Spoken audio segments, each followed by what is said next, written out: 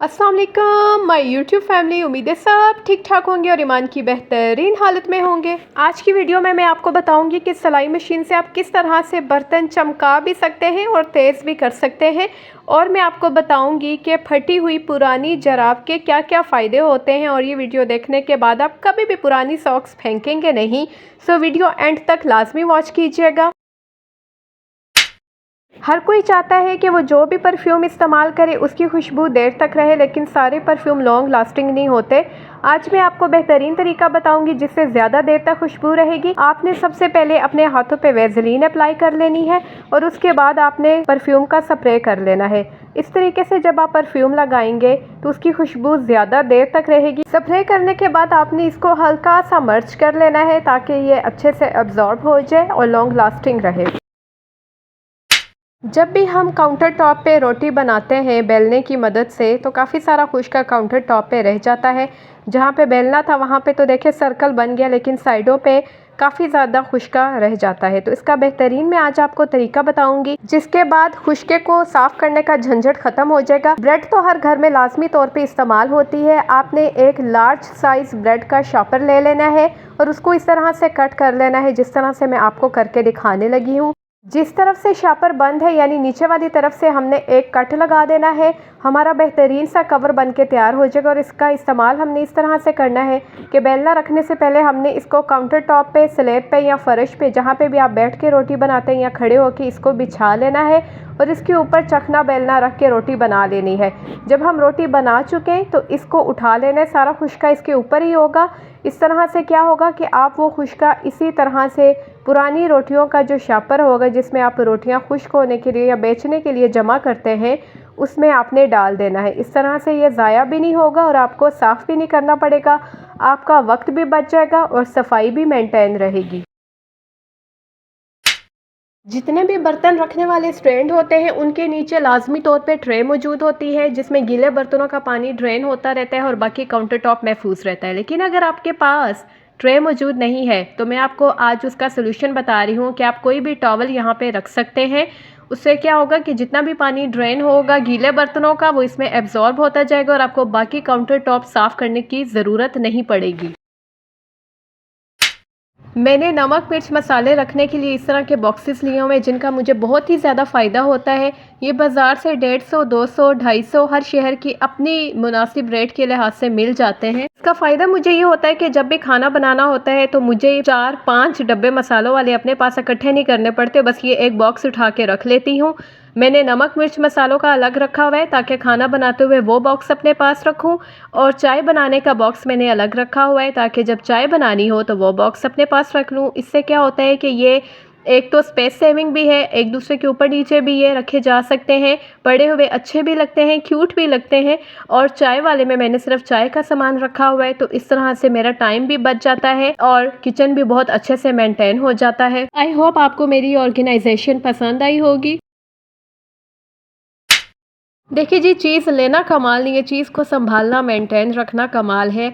अब हमने इन डब्बों को वॉश भी करना होता है, इनकी सफाई रखनी होती है, लेकिन अक्सर ये होता है कि हमारे पास इतना टाइम नहीं होता या बहुत ज़्यादा लंबा झंझट हो जाता है कि आपने ये चीज़ें इसमें से निकालनी है, फिर आपने इसको साफ़ करना है। तो आज मैं आपको वाइप्स के बेहतरीन इस्तेमालात बताऊँगी जिससे आपके टाइम की भी बचत होगी, आपकी चीज़ भी बहुत अच्छे से नीट एंड क्लीन हो जाएगी।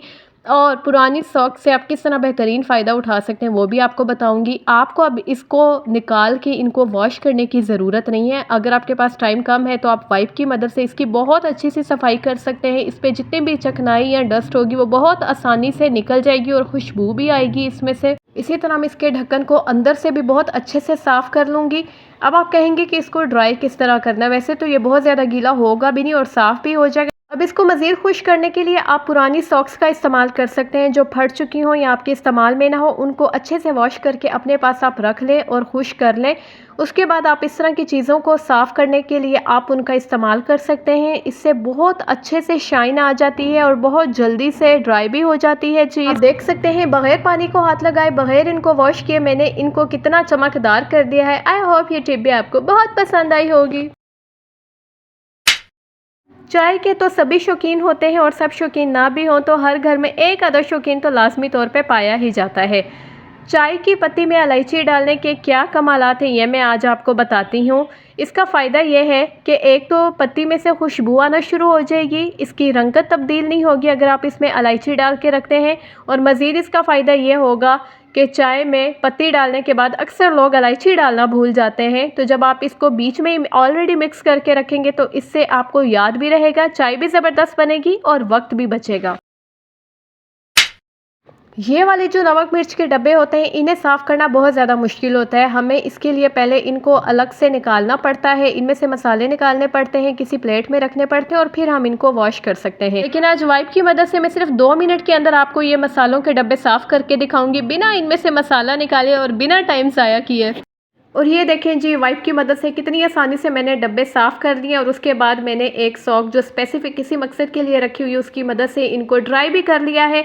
और जो इनका स्टैंड है उसको भी बहुत अच्छे से मैंने विद इन अ मिनट, यकीन करें कि साफ़ कर लिया। और कोई मेरे हाथ ठंडे नहीं हुए, ठंड से ना मुझे पानी इस्तेमाल करना पड़ा है, ना ही मेरा टाइम ज़ाया हुआ, ना मुझे इनके खुश्क होने का वेट करना पड़ा है। और ये देखें जी, ठंड ठंडा कितने ज़बरदस्त तरीके से मसाला बॉक्स हमारा रेडी हो गया। बेतहाशा इस्तेमालात हैं वाइप्स के। ये देखें स्विच बोर्ड पे कितना ज़्यादा पेंट जमा हुआ है और ये मैंने वाइप की मदद से बहुत आसानी से साफ़ कर लिया है। ना मुझे वाइप को डिप करना पड़ा है, ना कोई लिक्विड रेडी करना पड़ा है। इसी तरह से मैंने जो ये मीटर होता है बिजली का, इसकी भी बहुत अच्छे से सफाई कर ली है। आप देख सकते हैं विद इन अ मिनट सारा कुछ नीट एंड क्लीन लश पश होता जा रहा है। और इसके बाद मैं इसको सॉक्स की मदद से मज़ीद ड्राई कर लूँगी। फ्रिज हर घर में सबसे ज़्यादा इस्तेमाल होती है। जब हम इसको खोलते बंद करते हैं तो यहाँ पे भी हमारे निशान पड़ जाते हैं, हाथों के या चीज़ों के लग जाते हैं, चिकनाहट आ जाती है इस पे। तो इसको भी वाइप की मदद से देखें मैंने किस तरह से लश पश कर लिया है। और उसके बाद बारी आ जाती है ओवन की। ओवन को भी मैंने ये देखें कितनी आसानी से इसके मैं सारे मार्क्स इसकी मदद से साफ़ कर रही हूँ। इसको अंदर से भी मैं हमेशा वाइप की मदद से साफ़ करती हूँ, बहुत आसानी होती है, अंदर बाहर ऊपर से हर तरफ से बहुत ही अच्छे से इसकी मदद से सफाई हो जाती है। अब मैं आपको मज़ीद फ़ायदे बताती हूँ फटी हुई पुरानी सॉक्स के, जिसको हम बेकार चीज़ समझ के फेंक देते हैं। इसको वेस्ट ना किया करें। आपने एक कंघा ले लेना है जिसकी मदद से हम बाल कॉम्ब करते हैं, हेयर कॉम्ब आपने ले लेनी है और इसको आपने सॉक्स के बीच में इस तरह से एडजस्ट कर लेना है। अब इसकी मदद से आप जो फ्रिज के दरवाजे की रबड़ होती है ना, जिसको हम साफ़ नहीं कर पाते और अगर इसमें डस्ट वगैरह जम जाए तो हमारा दरवाज़ा भी लूज़ हो सकता है, वो सही तरह से बंद नहीं होगा। तो इसको आपने इसकी मदद से साफ़ कर लेना है। बहुत ही अच्छे से ये सारी इसकी डीप क्लींजिंग कर देगा और इसकी मदद से आपके हज़ारों रुपए बच सकते हैं। आप अपनी फ्रिज की रबड़ का ख़ास तौर पे ख्याल रखा करें, क्योंकि अगर ये ख़राब हो जाए तो फिर आपके हज़ारों रुपए लगते हैं इसको दोबारा से ठीक करवाने में। क्या आप सिलाई मशीन को सिर्फ कपड़े सीने के लिए इस्तेमाल करते थे? मैं आपको बताऊंगी कि आप किस तरह से इसकी मदद से अपने बर्तनों को चमका सकते हैं और तेज भी कर सकते हैं। इससे पहले आप मेरी वीडियो को लाइक कर लें और इसको शेयर करें ताकि ज़्यादा से ज़्यादा लोग इस टिप से फ़ायदा उठा सकें। मेरी मशीन हाथ वाली है, मोटर वाली नहीं है, लेकिन ये टिप मेरी मोटर वाली मशीन के लिए है कि जो लोग मोटर वाली मशीन इस्तेमाल करें वो इस गोल हिस्से के ज़रिए किस तरह से अपनी नाइफ़ को, छुरियों को तेज़ कर सकते हैं और अपने हज़ारों रुपए की बचत कर सकते हैं। उसके लिए मैं आपको बहुत ही बेहतरीन सोल्यूशन बताने वाली हूँ। वैसे तो हमें रेगमार की ज़रूरत है, लेकिन मेरे पास रेगमार मौजूद नहीं है, तो मैं आपको समझाने के लिए बता देती हूँ। आपने इस तरह से रेगमार को कट कर लेना है और डबल टेप की मदद से ये जो गोल हिस्सा है ना मशीन का, इसके ऊपर चिपका देना है। पहले आपने डबल टेप लगा देनी है इस पूरे गोल वाले हिस्से पे और राउंड शेप में ही, और उसके बाद आपने उसके ऊपर रेगमार को इस तरह से चिपका देना है। इस तरह से मैं कागज़ को टेप की मदद से चिपका के दिखा रही हूँ। आपने रेगमार को डबल टेप की मदद से इस गोल हिस्से पे चढ़ा लेना है।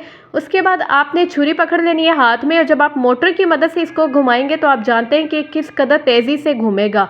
तो जब आपकी छुरी रेगमार के साथ रगड़ खाएगी ना तो ये बहुत ज़्यादा तेज़ हो जाएगी और आपने ये अमल बहुत ही ज़्यादा ध्यान से और बहुत एहतियात के साथ करना है। तो अब आपको इसके लिए बाजार जाने की ज़रूरत नहीं है। आप बहुत आसानी के साथ घर पर जितनी चाहे छुरियाँ फ्री में बगैर किसी मदद के खुद ही तेज़ कर सकती हैं और फ़ायदा उठा सकती हैं मेरी इस टिप से।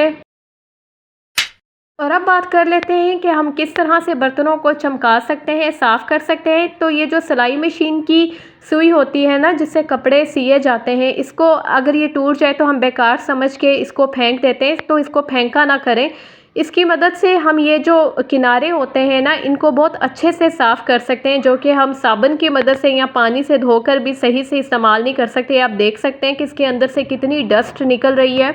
कॉली मैंने अच्छे से साफ़ कर ली है और अब मैंने ये ढक्कन ले लिया है और इससे सुई की मदद से मैंने इसके इनर और आउट कॉर्नर बहुत सफाई के साथ साफ़ कर लिए हैं। कोई मुझे परेशानी नहीं हुई और बहुत आसानी के साथ ये देखिए कितनी इसमें से डस्ट निकल रही है और इसको मैंने साफ़ कर लिया। आई होप आपको सारी टिप्स बहुत पसंद आई होंगी। अपना रखिएगा ख्याल और जाते जाते मेरे सब्सक्राइब वाले बटन को अपने रिश्तेदारों का गला समझ के दबाना मत भूलिएगा। थैंक यू, मुझे पता था आप दबाएंगे। फी ईमान अल्लाह।